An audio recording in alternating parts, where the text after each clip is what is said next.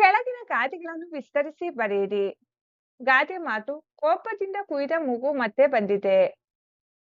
ವಿಸ್ತರಣೆ: ಗಾದೆ ವೇದಕ್ಕೆ ಸಮಾನ. ವೇದ ಸುಳ್ಳಾದರೂ ಗಾದೆ ಸುಳ್ಳಾಗುವುದಿಲ್ಲ. ಈ ಗಾದೆಯು ಮನುಷ್ಯನು ಕೋಪದ ಕೈಗೊಂಬೆಯಾಗಿ ಯೋಚಿಸದೆ ನಿರ್ಧಾರ ತೆಗೆದುಕೊಂಡರೆ ನಂತರ ಜೀವನ ಪೂರ್ತಿ ಪಶ್ಚಾತ್ತಾಪ ಪಡಬೇಕಾಗುತ್ತದೆ ಎಂಬ ಸತ್ಯವನ್ನು ಸುಲಭವಾಗಿ ವಿವರಿಸುತ್ತದೆ.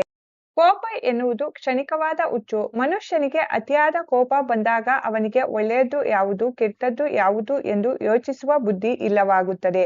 ಇಲ್ಲಿ ಮೂಗು ಕುಯ್ಯುವುದು ಎಂದರೆ ಸಮಾಜದಲ್ಲಿ ವ್ಯಕ್ತಿಯ ಘನತೆ, ಗೌರವ ಅಥವಾ ಸಂಬಂಧಗಳಿಗೆ ಆಗುವ ಭಾರಿ ನಷ್ಟ. ಒಮ್ಮೆ ಕೋಪದಲ್ಲಿ ಮಾತನಾಡಿಬಿಟ್ಟ ಮಾತುಗಳು ಅಥವಾ ಮಾಡಿಬಿಟ್ಟ ಕೆಲಸಗಳು ನಂತರ ಎಷ್ಟೇ ಪಶ್ಚಾತ್ತಾಪ ಪಟ್ಟರೂ ಅಥವಾ ಸರಿಪಡಿಸಲು ಪ್ರಯತ್ನಿಸಿದರೂ ಅವುಗಳು ಮೊದಲಿನ ಸ್ಥಿತಿಗೆ ಮರಳುವುದಿಲ್ಲ ಎಂಬುದನ್ನು ಈ ಗಾದೆ ಸ್ಪಷ್ಟಪಡಿಸುತ್ತದೆ.